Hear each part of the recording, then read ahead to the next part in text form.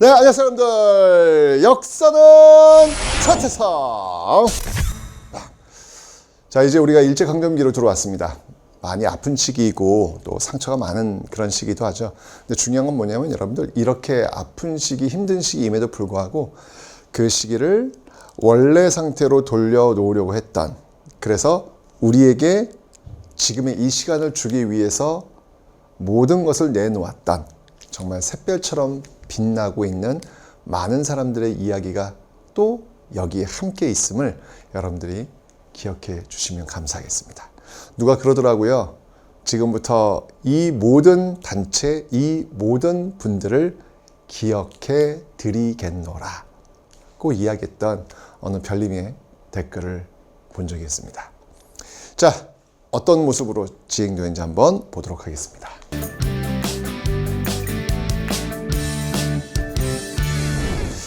자, 여러분들, 일제강점기는 크게, 사실은 일제강점기 파트가 문제에서 한 문제나 두 문제 나와요. 그러니까 일제 식민지 지배 정책에 관련해서 한 문제, 두 문제 나오는데 어렵지가 않아요. 예, 어렵지가 않고요. 그냥 그건 맞추라고 주는 문제입니다. 1910년대, 20년대, 30년대 이후 이렇게 세 시기로 나눠서 국내에서 어떻게 싸웠는지, 국외에서 어떻게 싸웠는지, 그렇게 10년대 패키지, 20년대 패키지, 30년대 이후 패키지, 이렇게 나눠서 여러분들 공부하시면 돼요. 아주 간단해요. 굉장히 이게 정형화되어 있는 그런 어떤 모습이 되겠습니다.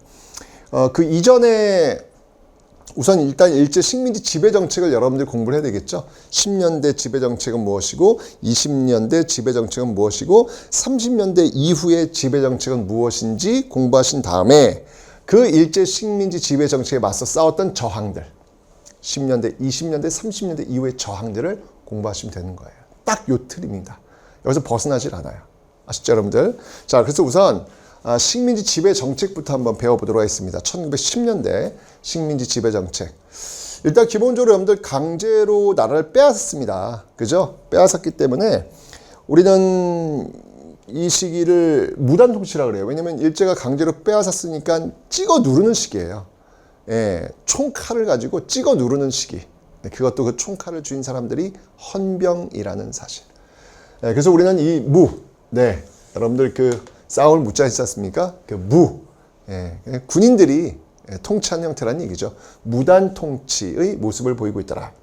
그래서 여러분, 이 1910년대 무단 통치, 이게 지금 1910년대의 그 모습인데, 이 1910년대 그 무단 통치의 핵심, 그 핵심은 바로 이 헌병이에요. 헌병. 이거 단어 여러분 기억하셔야 돼요. 헌병. 헌병이 경찰의 역할도 하고 있다. 원래 여러분들 헌병은 국방부 소속이고요. 경찰은 행정안전부 소속. 달라요. 소속이 달라요. 그래서 군인들이 뭔가 잘못을 하면 그거는 국방부에서 처리를 하고요. 민간인들이 잘못하면 그건 경찰들이 처리하는 거예요. 나뉘어져 있습니다. 그죠? 여러분들 좀 일상생활 속에서 헌병 만나지 않잖아요. 경찰 만나지. 그죠? 만나면 안 되지만. 어쨌건 간에 그 경찰 업무를 헌병이 보는 거예요. 군인들을 대상으로 하는 헌병이 총칼 들고 민간인을 대상하니까 얼마나 공포스러운 분위기겠습니까? 바로 그런 시대가 바로 1910년대 찍어 누르는 시기였다는 이야기죠. 그래서 이 헌병 경찰들은요, 직결처분권. 네, 그냥 그 현장에서 자기가 어떤 재판 거치지 않고 그냥 직결 처분할 수 있는 그런 권한들도 가지고 있었다. 그러면 이 직결 처분, 그 과정 속에서 뭐가 나올까? 바로 태형. 태형이라고 하는 건 뭐냐면 때리는 거예요. 때리는 거. 예. 때리는 거. 이게 참 재밌는 게 뭐냐면, 이 태형은 오직 한국인에게만 적용하는데, 웃긴 게 뭐냐면, 아니, 일제가 식민지로 만들면서 그런 얘기를 했어요. 일본과 한국은 같다. 내선일체 같다. 라고 이야기는 하면서 이런 것도 차별이야. 그러니까 그러니까 말이 안 되는 거예요, 이건요. 예, 그저 보여지는 어떤 그 모습들만 그냥 입만 그냥, 이 포장지를 지금 씌우고 있는 어떤 그런 모습이란 얘기죠. 일본인들은 태형이 없어요. 조선인들에게만 태형이 주어지고 있는 그런 모습들이 1910년대의 모습. 그 주체가 바로 헌병이라는 사실입니다. 그리고 여러분, 학교도 무서워요. 칼을 차고요. 바로 그 제복을 입은 선생님들, 그들이 학생들을 가르쳐요. 가끔 상상해봐요. 얼마나 무서웠을까. 초등학생들이 앉아있는데, 또르륵 앉아있는데, 일본 그 제복을 입은 일본 선생님이 들어오셔가지고, 애들 떠들면은, 이 바카야라! 하면서 칼을 휘두르진 않았겠죠. 근데 칼을 반쯤 뺐다가 그 칼집에 탁 넣었을 때 그 금속성 소리 쫙. 무섭거든요. 중요한 건 뭐냐면 그게 그 어린 학생들에게 트라우마로 남는다는 거예요. 이게 트라우마로 남으면서 어렸을 때부터 아이들은 왠지 모르게 일본인에 대한 두려움을 갖게 된다는 이야기죠. 이게 굉장히 큰 겁니다, 여러분들. 여러분 심리적인 어떤 결박 상태를 어렸을 때부터 만들고 있는 그 모습이 바로 이 1910년대의 모습이다라는 것이죠. 자, 정치적으로 이렇게 공포 정치가 전개되고 있었고요. 경제적인 모습 한번 볼게요. 경제적으로는요. 야, 생각해보세요. 1910년대 지금 식민지 만들었어. 그럼 제일 먼저 뭘 해야 돼? 땅 가져가야지, 뭐 땅. 그죠? 그래서 시행된 게 바로 토지조사 사업이라는 겁니다. 이 토지조사 사업은요, 말 그대로 그거예요. 조선인들이 땅을 갖고 있어. 그럼 그거를 증명해내는 거예요. 신고 양식이 있는데 그 신고 양식에다가 제가 어디서부터 어디까지가 제 땅입니다 라고 하는 것들, 그 증거를 갖고 신고를 하는 거예요. 이게 바로 토지조사 사업입니다. 근데 기본적으로 여러분들 신고를 안 하잖아요. 그럼 그건 다 그냥 조선 총독부로 넘어갑니다. 어쨌건 여러분들 이 일제강점기가 시작되면서 그 중심은 조선 총독부라고 하는 사실을 잊지 않으셔야 됩니다. 네, 조선 총독부라는 사실을 잊지 않으셔야 되겠죠. 그러니까 이런 어떤 그 형태들이 지금 전개되고 있다는 이야기예요. 그리고 특히 이 토지 조사 사업을 하면서 어떤 일이 벌어지냐면 그 이전까지만 해도 농민들이 소작, 내 땅은 아니고 그냥 땅을 빌려가지고 농사 짓는 거예요. 이걸 소작농이라고 하는데, 소작농들이 이 땅을 빌려서 농사를 지었어. 그러면 이거 원래 우리 할아버지가 그렇게 소작해 왔고, 아버지도 소작해 왔고, 나도 소작해 왔고, 그리고 우리 아들도 소작하는 땅이야. 그렇게 늘 해왔어, 조선시대는. 사람의 어떤 인심이라는 게 있단 말이에요. 지주들이 땅을 빌려주면 그건 그들이 알아서 하는 거야. 거기를 갖고 이렇게 뭐라고 하지 않았다는 얘기예요. 그런데 이 토지 조사 사업을 하는 과정 속에서 그런 경작권, 이걸 경작권이라, 내가 경작할 수 있는 권리야. 소유권이 아니라 경작권. 그 경작권이 부정이 돼요. 그리고 오로지 계약제에 의해서, 계약에 의해서만 이루어지고 있다 보니까 당연히 농민들의 처지는 열악해질 수밖에 없겠죠. 아무래도 쉽게 얘기하면 이거죠, 뭐. 정규직이 계약직으로 바뀐 겁니다. 신분의 불안을 느끼게 되는 것이죠. 그래서 그 지주한테 더 잘 보이려고 노력하는 그런 스트레스를 받아야 되는 거예요. 이게 토지조사 사업이 주게 된 그런 부작용이라고 볼 수도 있겠습니다. 그리고 이제 회사령이 있어요. 1910년대는 여러분들, 그러니까 일제가 조선을 통치를 해야 될 거 아니야. 그러면 뭐가 필요하겠어요? 법이 필요하겠죠. 법에 의해서 통치를 해야 되니까. 그래서 굉장히 많은 령이 많아요. 그 중에 하나가 뭐냐면 회사령이야. 이 회사령은 뭐냐면 회사를 세울 때 허가를 받아야 돼요. 여러분 지금 현재 대한민국은요, 회사를 차리려고 그래. 그러면 신고만 하면 돼요. 그러니까 내가 차려놓고 신고만 하면 돼. 그런데 허가를 받아야 되는 거야. 신고가 아니라 허가지. 그럼 여러분들 민족자본이, 우리나라 조선자본이 회사를 세우려고 그래. 그럼 조선총독부가 허가해 줄까요? 깐깐하게 굴겠죠. 괴롭히겠죠. 쉽지 않겠죠. 자연스럽게 민족자본이 성장할 수 있는 길이 막히게 되는 그런 결과가 바로 이 회사령에서 나오게 되는 겁니다. 뭐 이 회사령 말고도 뭐 어업령, 삼림령, 광업령 같은 무수히 많은 법들이 만들어지면서 바로 조선을 통치하기 위한 그 기반들을 만들어 놓고 있더라. 어떻습니까, 여러분? 1910년대 모습이 그려지십니까? 포갑적인 정치, 헌병들이 총 들고 다니면서 포갑적인 어떤 그런 분위기를 형성했고, 그 과정 속에서 토지 약탈이 이루어지고 있는 모습들, 이게 바로 1910년대 일제강점기 문을 연 조선의 모습이다 라는 것을 기억해 주시면 되겠습니다. 자, 그러면 이런 1910년대 이런 모습에 의해서 이런 모습에 맞서서 우리는 과연 어떤 모습으로 싸웠을까? 국내 저항, 국외 저항으로 나누어서 다음 시간에 살펴보도록 하겠습니다.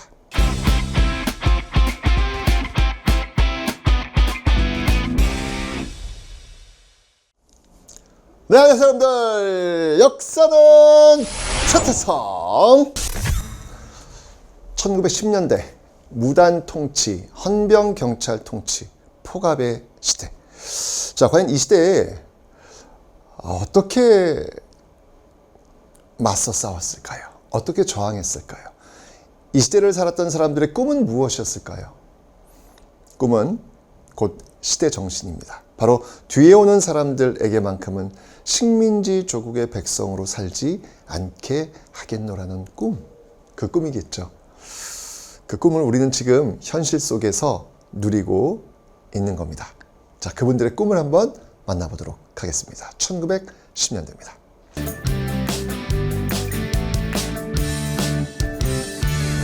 자, 여러분들 일단 국내와 국외로 나눠서 한번 볼게요. 자, 국내부터 한번 보겠습니다. 국내는 이게 지금 이제 헌병 경찰 통치, 무단 통치잖아요. 아우, 뭐 감시, 뭐 이런 것들이 워낙 살벌한 시대입니다. 그죠? 헌병들이 총 들고 다니는 시대잖아요. 그러니까 이게 공개적으로 활동할 수는 없었겠죠. 그래서 이 당시엔 여러분들 보시면 알겠지만 이렇게 비밀 결사 형태로 활동을 하고 있었다라고 하는 것을 주목하셔야 돼요. 국내, 1910년대 국내는 비밀 결사 형태였다. 그 대표적인 부대가 있다면 바로 독립의군부와 대한광복회를 들 수 있겠습니다. 여기다 이제 좀 더 하나 더 추가를 한다면 세 번째, 여러분들 우리 앞에서 이미 배웠어요. 신민회. 그죠? 예, 신민회가 105인 사건으로 해산되는, 네, 그 내용을 이미 이전에 우리가 애국개몽 운동하면서 배우긴 했어요. 어쩌면 이게 1911년도니까 어쩌면 10년도, 11년도 있었다는 얘기 아닙니까? 10년도 비밀 결사였으니까요. 자, 바로 이렇게 비밀 결사 형태로 있었는데, 자, 이 독립의군부와 대한광복회를 좀 중심으로 좀 보도록 하겠습니다. 독립의군부를 이끌었던 인물은 임병찬이라는 인물인데요. 잘 보세요, 여러분들. 여기서 의가 들어가요. 의. 기억나요? 의병. 의병이 어디로 연결되었지? 위정, 척사. 위정. 바른 것을 지킨다는 거 아니겠습니까? 성리학적 질서를 지킨다는 거 아니겠습니까? 그러네요. 독립의군부는 복벽주의예요. 회복시키는 거야.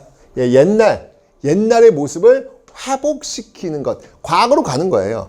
왕이 다스리는 거예요. 황제가 다스리는 거예요. 그 시대로 돌아가는 거예요.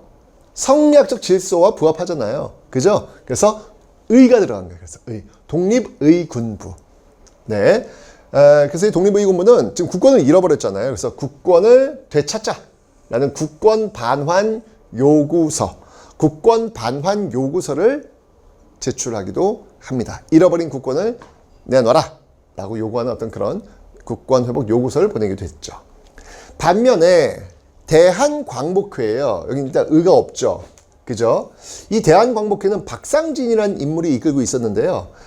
독립의군부가 복벽주의, 즉 전제주의, 황제가 있는 시대로 돌아가자라고 이야기했다면 대한광복회는 아니에요. 대한광복회는 신민회의 맥을 이어간다고 보시면 돼요.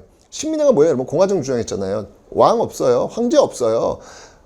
국민이 대통령을 뽑아가지고 대통령이 통치하는 지금의 공화국 형태, 즉 공화정을 지향하고 있더라. 다르죠, 여러분? 독립의군부가 복벽주의, 전제주의라면 바로 대한광복회는 공화정을 지금 지향하고 있다. 독립의군부가 왕정을 지향했다면 대한광복회는 공화정을 지향하고 있다라는 거. 요거 여러분들 한번 좀 구분해 놓으시면 되겠습니다. 그래서 이 대한광복회는 쉽게 얘기하면 지금의 육사, 만주의 육군사관학교 뭐 이런 것들을 만들어 가지고 이후에 독립운동을 준비하는 그런 비밀 결사의 형태로 존재하고 있었다라는 겁니다. 바로 박상진이 이끌었습니다. 박상진 여러분들 판사 출신이에요. 최고의 엘리트 판사 출신. 그 판사 출신이 지금 총 들고 목숨 내놓고 싸우겠다라고 다짐하면서 만들어진 조직이 바로 대한광복회가 되겠습니다. 제가 앞에서 얘기했을 거예요, 여러분들. 판사 출신 이완용, 이지용, 이근택, 권중현, 박재순 모두 다 판사 출신이에요. 판사가 되는 게 중요한 게 아니에요, 여러분들. 어떤 판사가 될 것인지를 고민하고 가는 것. 목적지가 중요한 게 아니고 여러분들 중요한 건 방향이에요. 어떤 방향으로 갈 것이냐, 이게 중요한 겁니다. 건강한 방향으로 가야 되죠. 그러면 서로 목적지에 도달하지 못하다 할지라도 그 삶은 의미가 있는 겁니다. 자, 박상진이 바로 그런 인물이었다라는 걸 봐주시면 되겠습니다. 자, 그럼 이제 국외, 국내에서 이제 비밀결사 형태로 헌병경찰 통치 그 아래에서 비밀결사 형태로 활동했다면 바깥은 어떻게 있을까요? 자, 독립운동 기지를 볼 텐데 일단 위치를 잘 봐두셔야 돼요. 위치. 자, 이 지도가 있어요. 잘 보세요. 자, 뭐 여기 국내였고요. 이 독립의군부가 이제 전라도 지역에서 주로 활동을 했고요. 대한광복회는 이렇게 경상도 지역에서 활동하고 있는 모습들을 확인했습니다. 예, 국내고요. 예, 국내고요. 자, 그다음에 국외를 한번 보겠습니다. 위치를 잘 보세요. 여기가 어디냐면 여기가 간도예요. 그러니까 여러분 요 일대 있지 않습니까? 요 일대를 우리는 간도라 그래요. 간도. 간도라고 하는데 요쪽을 서간도, 요쪽을 북간도라 그래요. 요쪽을 북간도, 여기 서간도. 그러니까 여기가 원래 여러분 만주였잖아요. 만주. 그러니까 만주 일대의 간도를 설정해 놓으시면 되는 겁니다. 그래서 서간도, 북간도 이렇게 보시면 되겠습니다. 그리고 이쪽은 지금 브라디보스토크, 연해주 지역이 연해주 일대. 연해주 일대가 되겠습니다. 그러니까 위치를 잘 봐주세요. 다시 한번 서간도, 북간도, 연해주 일대, 브라디보스토크 이렇게 여러분들 구분을 일단 해 놓으셔야 됩니다. 위치를 먼저 봐두셔야 돼요. 그 지역에서 무슨 독립운동이 있었는지를 알아야 되기 때문에 위치 파악이 제일 중요합니다. 봐두셨죠?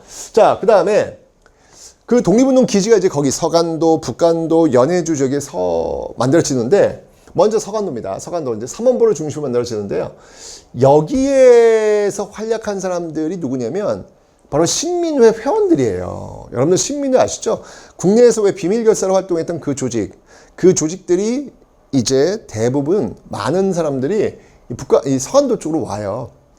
그곳에서 독립운동 기지를 만들려고 한 겁니다. 여러분 이건 애국개몽운동 때 신민회 공부할 때 배웠어요. 그래서 그곳에서 독립군 기지를 만들려고 노력했던 그런 모습들. 그 대표적인 인물이 이씨 육형제가 있습니다. 여러분들 이 집안의 재산은 지금 돈으로 약 한 3조 가량 돼요. 어마어마하죠. 그 3조나 되는 돈을 이곳으로 넘어와서 땅을 사고 무상교육, 독립군들을 기르기 위한 무상교육에 모든 걸 쏟아붓죠. 그들이 남긴 그 기록을 보면 오늘 저녁에 먹을 옥수수가 없어서 옆집에 옥수수를 꾸러 갔다. 뭐 이런 기록들이 나와요.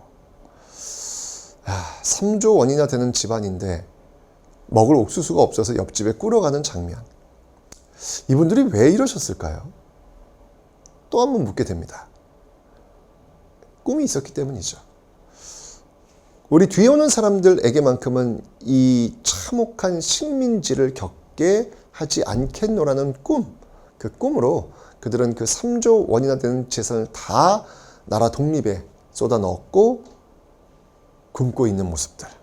그러니까 여러분들 우리는요 사랑을 많이 받고 있어요. 여러분 그거 잊으시면 안 돼요. 역사를 공부하는 이유가 뭔지 아세요? 여러분 능력으로만 지금 여러분 위치에 있지 않다는 것을 배우기 위해서 우린 역사를 배우는 거예요. 과거에 많은 사람들이 여러분과 함께 손잡고 지금 여러분들의 위치에 여러분들이 있다는 것을 알도록 하기 위해서 역사를 배우는 겁니다. 역사를 배우는 이유입니다, 여러분들. 이렇게 많은 분들이 지금의 여러분들의 이 시간과 이 공간을 만들기 위해서 정말 노력 많이 하신 거예요. 그걸 여러분들이 기억하셔야 되는 겁니다. 자, 그래서요, 이 경학사를 중심으로 해가지고 학교를 만들고 그 전통이 결국 신흥무관학교로 연결이 됩니다. 그러니까 이 서간도 지역, 여기서 여러분들 기억해야 될 학교가 바로 신흥무관학교라는 거예요. 이 신흥무관학교 출신들이 뭐 서로 군정서 뭐 이런 군대를 만들어가지고 이후에 바로 독립운동을 할 수 있는 그런 기반을 지금 만들려고 노력을 하고 있는 것이죠. 그 다음에 여러분들 북간도입니다. 북간도. 이 북간도 지역, 이 위쪽이죠. 이 위쪽은 여러분들 이미 제가 설명드렸지만 명동학교 기억나시죠, 여러분들? 나온규, 윤동주 그런 어떤 그 분들이 이미 넘어가 살고 있었던 곳이에요. 근데 이곳에 1910년대 대종교도들이 많이 건너갑니다. 대종교. 뭔지 알죠, 여러분들? 나철이 만들었던 단군을 믿는 대종교, 그 종교.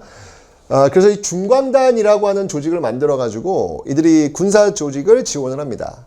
그래서 운영되었던 군사 조직이 바로 이 북로군정서예요. 너무 유명하죠. 북로군정서. 북로군정서를 기억해야 되는 이유가 뭐냐면 1920년대 이제 항일무장투쟁의 그 깃발이 본격적으로 올라와요. 그 항일무장투쟁의 그 깃발이 본격적으로 올라올 때 선봉에 섰던 부대 중에 한 부대가 바로 북로군정서예요. 북로군정서는 1920년대 정말 일제강점기 최대 규모의 전투에 승리를 거뒀던 청산리 전투. 그 청산리 전투의 주력 부대가 바로 이 북로 군정서가 되는 겁니다. 1910년대 바로 이렇게 많은 사람들의 후원 속에서 북로 군정서가 탄생할 수 있었다. 후원하고 있었던 조직이 바로 대종교를 믿고 있었던 중광단이다라고 하는 거. 요거 여러분이 잊으시면 안 되겠습니다. 그러니까 참 그래요. 우리나라 근대사에 있어가지고 종교의 역할이 컸습니다. 일단 기본적으로 뭐 교육이라든지 또는 의술이라든지 빈곤이라든지 이런 것들을 해결하기 위해서 노력했던 종교가 개신교 천주교라면 우리의 독립을 되찾기 위해서 활동했던 어떤 그런 조직들은 또 대종교가 있겠고요. 또 동학의 이름을 바꿨던 천도교가 있겠고요. 이런 어떤 그 종교적 활동들이 굉장히 활성화되어 있던 시기였다. 어려우니까 그런 거죠. 어려우면 항상 정신적으로 우리가 좀 이렇게 단단히 무너지지 않으려고 노력 많이 하게 되거든요. 그래서 이런 어떤 그 모습들이 나타났다. 민족교육은 이제 서전서숙 명동학교는 제가 애국개몽 운동할 때 설명을 드렸습니다. 북한도입니다. 자, 그다음에 연해주입니다. 연해주. 자, 연해주는요. 이때 여러분들 좀 기억해야 될 인물이 이 최재형이라는 인물이 있어요. 이 최재형이라는 인물은 이 북한도에서, 아니, 연해주에서 어마어마하게 성공한 사업가입니다. 돈이 있어요. 그러니까 그 돈을 또 독립운동에 전액 다 씁니다. 그러니까 사람들이 모일 수밖에 없죠. 독립운동에 의지가 있는 사람들이 연해주로 모일 수밖에 없는 거예요. 그러면서 자연스럽게 새로운 한인들의 촌, 새로운 한인들의 마을, 신안촌이 결성이 됩니다. 그리고 이제 최재형이 중심이 되어서 만들었던 그 조직이 권업회라는 거예요. 권하는 거예요. 업이라는 것을 권하는 단체라는 의미지만 이거는 그냥 보여지는 그런 모습이고요. 실제로는 어떤 그 정부에 준하는 어떤 자치기구에 준하는 그런 모습들을 권업회가 가지고 있겠죠. 그러면서 결국 그게 이제 발전해가지고 이후에 대한광복군 정부라는 게 만들어집니다. 자, 대한광복군 정부의 역사적 의의는 뭐냐면요. 우리 일제강점기에 어찌 보면 최초로 만들어진 정부 형태라고 볼 수 있어요. 우리가 이제 기본적으로 알고 있는 게 3.1운동 이후에 대한민국 임시정부 기억하고 계시잖아요. 그죠? 그런데 이미 대한민국 임시정부 이전, 3.1운동 이전 연해주 지역에서는요, 이 대한광복군 정부라는 것들이 만들어져가지고 어떤 정부의 형태를 만들려고 노력했다라는 얘기죠. 물론 외부의 어떤 그 압박에 의해서 결국 오래는 못 가요. 오래는 못 가지만 어쨌건 간에 우리는 이런 노력들을 지금 하고 있다. 그렇기 때문에 3.1운동 이후에 대한민국 임시정부로 연결이 가능해지는 것이다. 라는 것이죠. 자, 그래서 대한광복군 정부가 있었음을 여러분들 좀 기억해 놓으시면 되겠습니다. 됐죠? 근데 여러분들 이렇게 서간도, 나중에 신흥무관학교, 북간도, 북로군정서, 연해주, 뭐 권업회, 뭐 이런 조직들 있지 않습니까? 근데 여기에서만 있는 게 아니라 일본, 그리고 더 멀리 태평양 건너서 미주 지역에서도 이 독립운동이 활성화됩니다. 정말 대단한 것 같아요. 나라가 없어요, 지금요. 나라가 없음에도 불구하고 내가 일본인이야 라고 하는 것들을 인정하지 않는 거예요. 나는 한국인이야. 나의 어떤 그 나라를 되찾을 거야 라고 했던 그런 모습들이 있는데 미주 지역 한번 가볼까요? 여러분들 이 미국, 특히 이 미국은요, 이 대한인 국민회라는 게 만들어집니다. 대한인 국민회. 대한인 국민회가 만들어진 계기. 여러분들 기억나요? 1903년에 우리나라 공식 이민이 하와이로 시작이 됩니다. 사탕수수 노동자로 출발해요. 그들이 어떤 그 하나의 그 구심점 역할했던 사건이 뭐였냐면 바로 스티븐스 그러니까 1차 한일 협약이었죠. 1차 한일 협약으로 우리나라의 고문 정치가 시작되잖아. 그때 외교 고문으로 스티븐스가 온단 말이야. 그 스티븐스는 외국을 다니면서 조선이 대한제국이 일제에 병합돼야 된다, 식민지가 돼야 된다는 것을 설파하고 다녔던 인물이야. 당연히 그 인물을 우리가 가만히 둘 수 없잖아. 근데 그 스티븐스가 미국 샌프란시스코에 온데 결심을 한 거야. 내 이놈 죽인다. 그런 사람들이 둘이 있었으니 그게 바로 장인환과 전명훈. 이 장인환과 전명훈이 그날 같은 장소에 이게 서로 이렇게 협의를 본 것 같지는 않아요. 근데 그냥 왔으니 내가 죽여야지라고 하던 생각들이 의기투합이 된 것 같아요. 그래서 이 장인환, 전명훈이 바로 스티븐스를 제거하는 사건이 벌어집니다. 이렇게 되면서 이제 이 한인들이 장인환, 전명훈 구명 운동을 벌이게 되는 거예요. 그런 과정 속에서 조직이 만들어졌는데 그게 바로 대한인국민회라는 조직.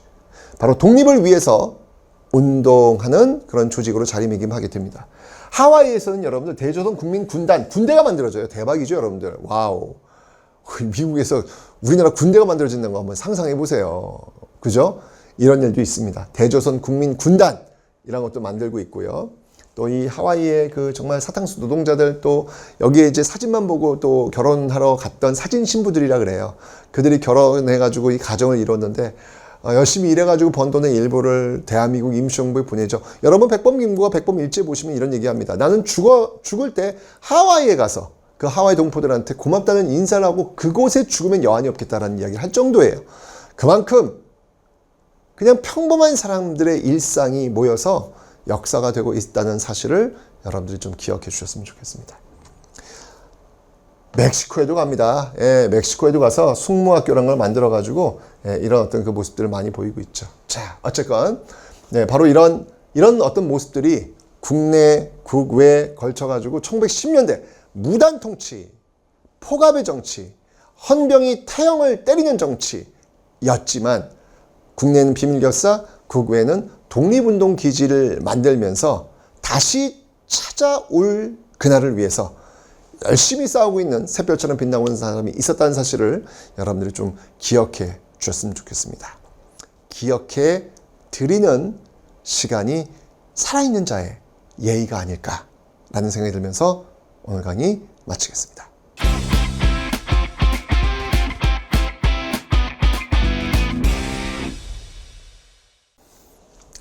네, 안녕하세요 여러분들. 역사는 최태성.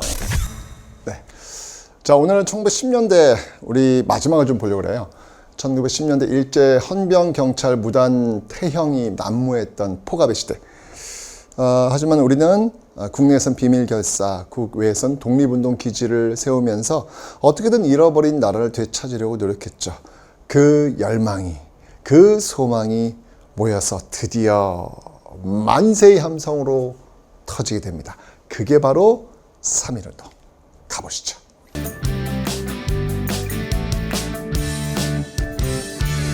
자, 3.1운동. 일단 이 3.1운동의 배경을 좀 알려면요. 세계사적 기본 지식을 좀 알고 있어야 되는데요. 1914년부터 1918년 동안 치러진 바로 1차 세계대전을 그 배경으로 하고 있습니다. 1차 세계대전에서 결국 독일이 패배하게 되죠. 자, 이러면서 이제 이걸 어떻게 처리할 것이냐 해가지고 이제 이야기들을 좀 하고 있는 과정에서 이제 파리 강화회의인데 여기서 이제 미국 대통령 윌슨이라는 대통령이 이때 뭘 들고 나오냐면 민족 자결주의를 들고 나와요. 왜냐면 식민지들 있잖아요. 그 식민지들 그럼 어떻게 처리할 거냐. 이거를 누가 갖고 누가 안 갖고 이럴 수는 없으니까 그냥 알아서 식민지들이 알아서 그냥 처리해라 라는 자결, 스스로 결정해라 라는 민족 자결주의로 나아가게 됩니다.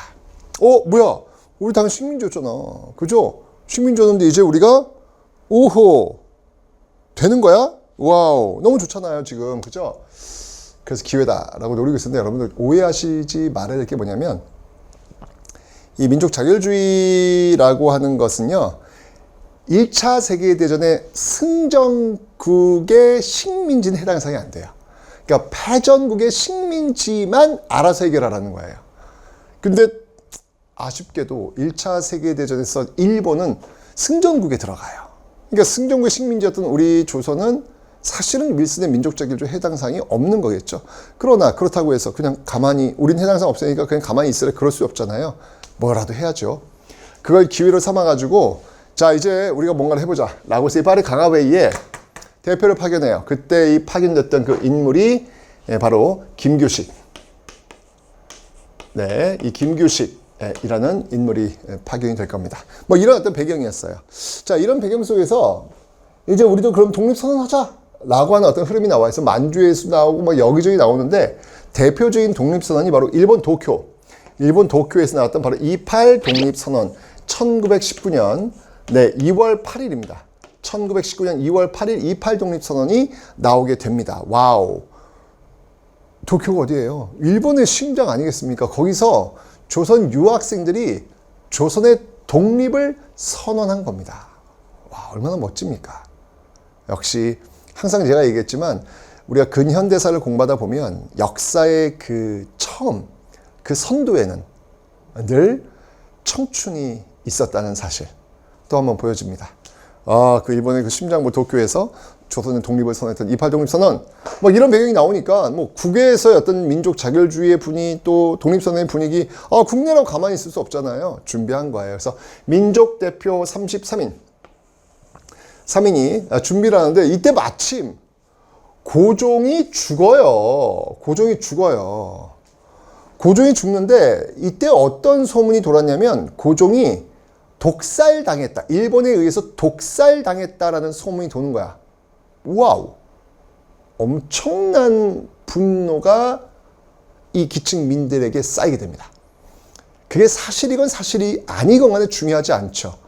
왜냐면 1910년대 헌병경찰통치를 통해서 우리가 당할 대로 지금 당하고 있는 상황인데 뭐? 고종을 또 죽였어? 뭐 이런 어떤 그렇게 믿고 싶은 마음이었을 것 같아요. 제가 보기에는요. 그죠? 이러니까 어떤 그 분노의 고조가 막 올라오는 거예요. 밖에서는 지금 독립의 물결들이 쭉 들어오고 있죠. 국내에서는 지금 분노의 물결이 차오르고 있죠. 기회다. 이거다. 라고 해서 민족대표 33인이 바로 3.1운동을 기획하게 되는 겁니다. 그리고 드디어 종로에 있는 탑골공원에서 대한독립 만세를 외치면서 3.1운동이 1919년 시작이 되었던 것이죠. 정말 전국적으로 어마어마한 만세운동이 전개가 되었습니다. 자, 이 만세운동이 전개되는 과정 속에서 일제가 아주 그냥 보복을 제대로 아주 그냥 여기에 대해서 한번 뭔가 보여줄 수 있는 그런 진압, 폭압적인 진압이 필요했다라고 판단이 들었던 것 같아요. 그래서 지금 화성에 있는 제암리 그리고 고주리 여기를 돌면서 여기에 있는 사람들을 교회당에 가둬놓고 총을 쏴 불을 질러버려요. 진짜 만행이죠. 그죠? 제암리 고주리 일대 그 일대를 그냥 다 불바다로 만들어 버리게 됩니다. 가슴 아픈 그런 순간이죠. 바로 이 영향을 받으면서 3.1운동 뭐 그럼에도 불구하고 전국적으로 어떤 그 만세는 전개되었습니다. 근데 이 3.1운동은 여러분들 굉장히 우리 역사에서 중요한 의미를 갖고 있어요. 왜냐하면 반만년 역사에서 우리가 이 시기를 두 시기로 나눠봐라 라고 한다면 저는 3.1운동이 기점이다 라고 봐요. 왜냐하면 3.1운동 이전까지는 왕정 또는 제정이었습니다. 왕정 또는 제정, 그러니까 황제의 나라, 왕의 나라였단 말이에요. 그렇잖아요. 조선도 왕의 나라였고 대한제국도 황제의 나라였잖아요. 그런데 이 3.1운동을 계기로 해서 뭐가 나오냐면 대한민국이 나와요. 굉장히 중요한 겁니다. 대한민국. 이 대한민국 임시정부, 민국이 세워지게 됩니다. 민국이. 중요한 거예요, 여러분들. 민국. 여러분들이 지금 살고 있는 나라가 대한민국이잖아요. 그죠? 이 대한민국이란 이름이 3.1운동의 결과로 만들어진 이름이에요. 저기 중국 상하이, 거기에서 대한민국이란 이름이 탄생을 했고요. 그리고 임시정부가 지금 성립이 되는 겁니다. 굉장히 중요한 역사적 의의죠. 그 이전까지는 왕정 제정의 시대였다면 3.1운동 이후부터는 이제 민국의 시대. 제정에서 민국의 시대로 전환되어서 지금까지 오고 있잖아요. 3.1운동 이전까지 살고 있던 사람은 우리는 백성이라 그래요. 근데 3.1운동 이후에 사는 사람은 백성이라고 안 해요. 그들을 우리는 시민이라고 하고 지금까지 연결되고 있잖아요. 엄청난 변화가 전개가 된 겁니다. 일본도 깜짝 놀랐어요. 이거 보고. 뭐야 이게. 아니 그냥 10년대 무단통치, 헌병, 경찰, 태형으로 찍어 누르면 말 잘 들을 줄 알았는데 전국적 시위라는 거예요. 깜짝 놀랐죠. 결국은 무단통치로만은 안 되겠다라고 해서 소위 문화통치로 바꾸게 됩니다. 소위 문화통치로. 이런 어떤 모습들은 중국에도 굉장히 영향을 미쳐요. 아니 지금 조선이라는 나라에서 지금 독립만세 운동이 전개되고 있는데 이 중국도 거의 반식민지였거든요. 우리 중국은 뭐 하는 거냐 라고 해서 3월 1일 그 2달 뒤 5월 4일 날 5.4 운동이 또 전개되는 어떤 그런 계기가 마련되었죠. 어쨌거나 이 3.1운동의 결과 여기저기서 정부들이 들어서게 됩니다. 이제 왜냐면 자신감을 얻은 거예요. 이렇게 지금 많은 사람들이 열망이 있으니 이 열망을 모아서 우리가 지도부를 만들어가지고 지휘하면 우리는 결국 독립을 쟁취해낼 수 있겠다라고 판단이 된 것이죠. 그래서 여러분들 그 독립운동이 있었던 곳 있지 않습니까? 그 연해주에서 대한국민의회. 사실은 그 대한광복군 정부가 이미 있었잖아요. 그죠? 근데 이제 그게 이제 오래 못 가요. 근데 다시 이제 대한국민의회, 3.1운동의 결과 대한국민의회가 만들어지고 상하이에서는 임시정부가 만들어지고 그리고 서울에서는 한성정부가 만들어지고 와우 3.1운동 이후에 이런 어떤 그 정부들이 만들어져요. 그 정부를 다 통합해서 바로 상하이에 대한민국 임시정부가 들어서게 되더라라고 하는 거. 초대 대통령은 이승만으로 시작되는 대한민국 임시정부가 출범하게 되더라라고 하는 사실. 이게 바로 3.1운동의 가장 큰 영향이다.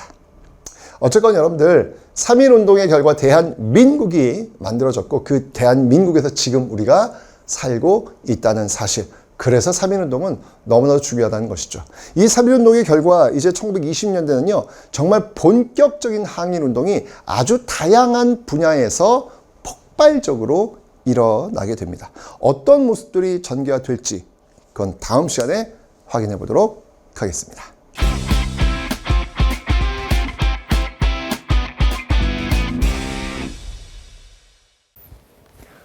네, 안녕하세요 여러분들. 역사는 최태성. 예스. 자, 우리가 지금 이제 1910년대 그 항일의 모습을 지금 확인했는데 어쨌건 제일 중요한 게 뭐냐면 3.1운동의 결과 대한민국 임시정부가 수립되었다는 사실 너무 중요하죠. 그리고 3.1운동의 결과 여러분들 지금 살고 있는 나라 이름이 뭐예요? 대한민국. 네. 대한민국이라는 이름이 탄생했다는 겁니다. 여러분들 대한민국 탄생한 날, 그러니까 생일이 언제인지 아세요? 그 이름이 탄생한 날? 바로 4월 11일 중국 상하이에서 탄생했습니다. 전 그래서 4월 11일은 좀 대한민국이라는 이름이 탄생한 날 아니겠습니까? 이날은 좀 임시 공휴일이라도, 법정 공휴일이라도 좀 쉬었으면 좋겠어요. 아니 여러분들 4월 달에 쉬는 날이 없잖아. 이렇게 쉬면서 기억하는 거지. 아니 우리가 살고 있는 대한민국이라는 이름이 탄생했는데 기억하면 좋지 않습니까? 그죠? 자 어쨌건 4월 11일이다라는 거 기억하시면 되고요. 자 그 대한민국 임시정부 3.1운동의 결과 만들어진 대한민국 임시정부 출발합니다.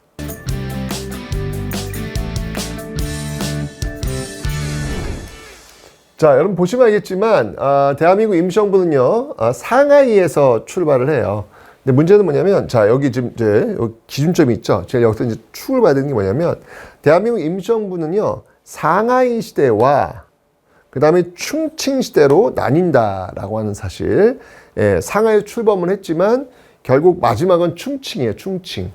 근데 그럼 왜 상하이에서 왜 충칭으로 옮겼느냐? 계기가 있을 거 아니겠습니까? 그 계기가 뭐냐면 1932년이에요. 1932년도에 바로, 이봉창, 윤봉길, 특히 윤봉길의 상하이 훈꼬공원 폭탄 투척이 성공되면서 더 이상 상하이에서는 활동하기가 어려웠던 거예요.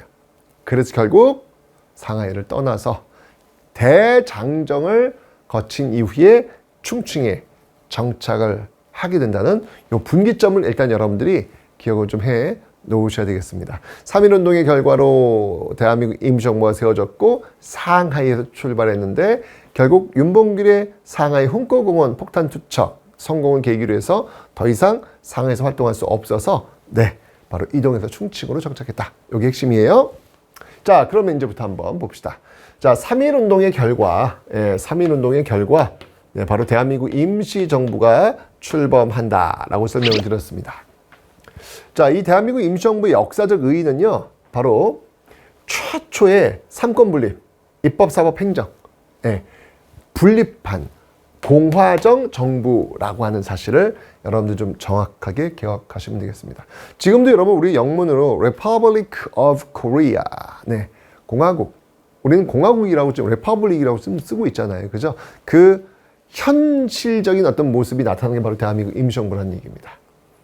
그래서 이제 입법, 이제 국회죠, 국회. 그 당시 국회를 임시의정원이라고 불렀다는 거. 이것도 중요한 키워드예요, 여러분들. 임시의정원이라는 키워드가 등장하면 이거 대한민국 임시정부네 이렇게 연결 지을 수 있어야 돼. 임시의정원, 의회, 지금의 국회를 얘기하는 겁니다. 사법은 법원이고요. 행정은 국무원으로 불리고 있습니다. 지금도 여러분들 왜 대통령이 주관하는 국무회의 있지 않습니까? 행정부에서는 그거 하고 있지 않습니까? 국무원이라고 불렀습니다.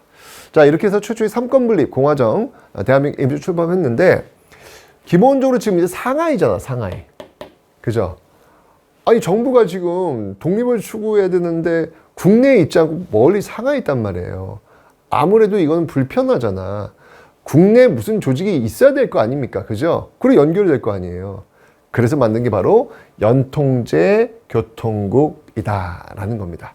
이 연통제와 교통국은 쉽게 얘기하면 행정기관의 성격을 띠고 있다라고 보시면 돼요. 국내에서. 그래서 이제 연통제를 통해서 독립운동 자금이라든지 또는 정보라든지 이런 것들이 오고 가는 그런 통로 역할, 그 통로 역할을 연통제와 교통국이 하고 있다. 통로 역할, 연통제와 교통국이 하고 있다라는 거 통통 기억해 놓으시면 되겠습니다. 그리고 이제 뭐니 해도 여러분들 대한민국 임시정부가 돌아가려면 뭐니 해도 뭐가 필요할까요? 머니가 필요하죠. 자, 그래서 나중에 우리가 독립하면 그때 갚아주겠다라고 해서 증서를 발급을 해요. 그게 바로 독립공채라는 겁니다. 사실 여러분들 이 당시에 독립공채를 살 외국인은 존재하지 않았겠죠. 외국인 입장에서 본다면 아니 그 일본 식민지인데 갑자기 자기들이 대한민국 임시정부요, 우리가 이제 독립할 거요, 그러니 나한테 돈 좀 주시오, 그런 거나 마찬가지잖아요. 외국인들은 안 사죠.